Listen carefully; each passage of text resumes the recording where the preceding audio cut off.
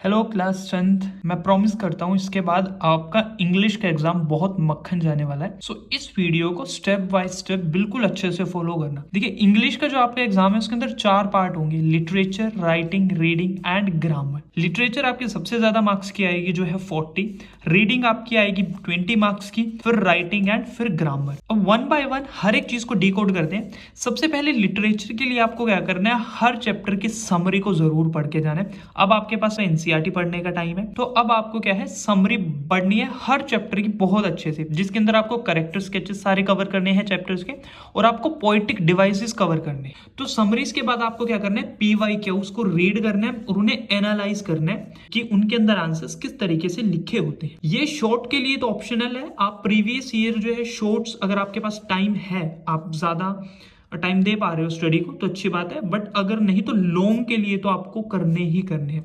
Short के लिए optional है, बट लॉन्ग के लिए आपको प्रीवियस ईयर क्वेश्चंस पढ़ने ही पढ़ने हैं, क्योंकि जो शॉर्ट क्वेश्चन आंसर होते हैं वो स्टोरीज से, समरीज से कवर हो जाएंगे, बट जो लॉन्ग क्वेश्चंस होते हैं वो ज्यादातर एनालिटिकल और ओपिनियन बेस्ड होते हैं, यानी उनमें आपका ओपिनियन पूछा जाता है। तो जिसके लिए आपको प्रीवियस ईयर क्वेश्चंस करना बहुत ज्यादा इंपॉर्टेंट है, ताकि आप इस चीज से पहले ही फेमिलियर हो जाओ भी आंसर किस तरीके से फ्रेम करने हैं, स्टार्टिंग किस तरीके से करनी है और एंडिंग किस तरीके से करनी है। अब राइटिंग के लिए प्रैक्टिस बहुत ज्यादा जरूरी है। आंसर राइटिंग एक छोटी मोटी चीज तो है नहीं जो आपने पढ़ी और लिख दी, तो उसके लिए आपको, अगर आप हर चीज भी नहीं कर सकते तो कम से कम एक शॉर्ट और एक लॉन्ग एक चैप्टर का लिखना ही लिखना है। अब ये प्रो टिप है, reading answers as much as you can. जितने ज्यादा आंसर्स रीड कर पाओगे उतना अच्छा रहेगा, उतने ज्यादा आपको आइडियाज मिलेंगे। तो जितना ज्यादा हो सके रीड, वॉशरूम में बैठे हो रीड करते रहो, ऐसे फ्री बैठे हो रीड करते रहो, कहीं पर जा रहे हो वेबसाइट खोली उसे रीड करते रहो।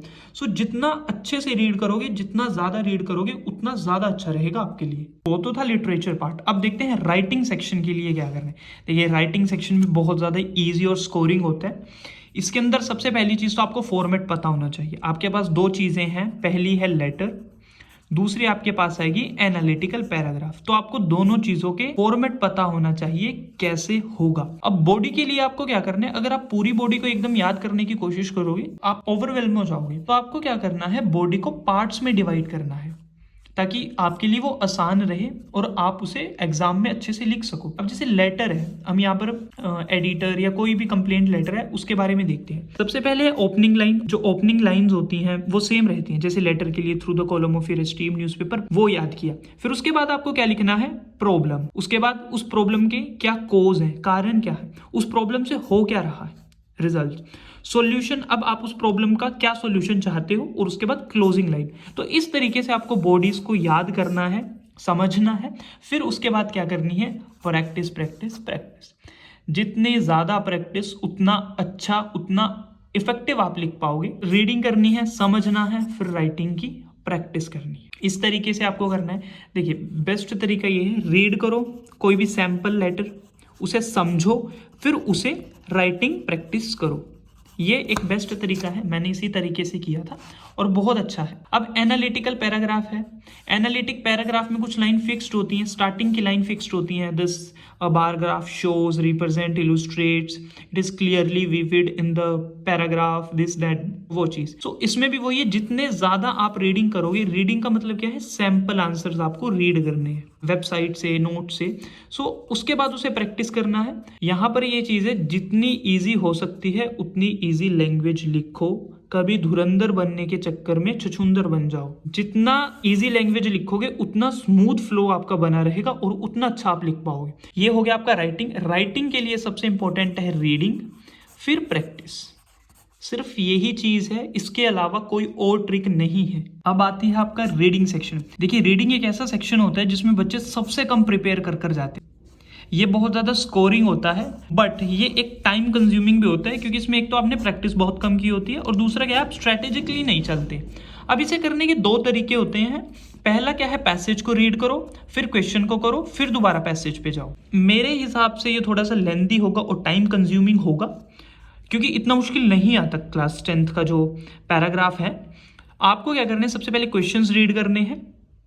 क्वेश्चंस रीड करो, क्वेश्चंस में से कीवर्ड हाईलाइट करो भी क्वेश्चन के अंदर क्या पूछा गया है, कैसे पूछा गया है। फिर पैसेज पर जाओ, पैसेज को रीड करो, उसमें से वर्ड्स को स्कैन करो जो आपने ऑलरेडी क्वेश्चन में पढ़ चुके हैं, फिर उन्हें क्वेश्चन के साथ रिलेट करो और फिर वहां से आप अपना आंसर फ्रेम करो। अगर इसमें करोगे, इसमें बच्चे क्या करते हैं, पहले तो पूरा पैसेज रीड करते हैं, फिर क्वेश्चंस पे जाते हैं, फिर दोबारा से क्वेश्चन पढ़ने के बाद दोबारा पैसेज पे आएंगे, तो इससे बहुत ज़्यादा टाइम खराब होता है। ये ज़्यादा इफेक्टिव रहेगा मेरे हिसाब से। Rest is your choice. अगर आप किसी क्वेश्चन का आंसर नहीं कर पा रहे हो, उसे छोड़ दो प्लीज, उसके ऊपर मत बैठे रहो भी वही क्वेश्चन करना है, छोड़ दो। अगर आप 1 मिनट के अंदर आंसर नहीं ढूंढ पा रहे ना, उसको छोड़ दो, लीव दैट। इस तरीके से आपको करना है अपना रीडिंग सेक्शन। मैं ये सजेस्ट करूंगा रीडिंग सेक्शन के लिए कम से कम 2 सैंपल तो आप प्रैक्टिस करके जाओ पहले ही। अब आती है आपकी ग्रामर। ग्रामर सबसे आसान और स्कोरिंग होती है, बेसिक सी ग्रामर आएगी, कोई ज़्यादा मुश्किल नहीं आएगी। आपको क्या करना है, 1 शॉट्स देख लेने हैं सबके, जो सिंपली ट्रिक्स बताते हैं जिनमें आर्टिकल कैसे यूज़ करना है। बेसिकली आपके पास एक तो पास्ट प्रेजेंट टेंसेस आएंगे, फ्यूचर आएंगे, ईडी लगा देना है, वर्ब की first form second form, articles आएंगे, मोडाल्स आएंगे। बहुत सिंपल सिंपल से बेसिक से होते हैं। इस तरीके के सिंपल से आएंगे, ज़्यादा मुश्किल नहीं है, तो आपको वो ट्रिक्स को फॉलो कर वो आराम से हो जाएंगे। तो ये थी आपकी स्ट्रैटेजी। तो इस तरीके से चलोगे तो आपका इंग्लिश का पेपर बड़ा अच्छा और मक्खन चला जाएगा। So thank you so much guys.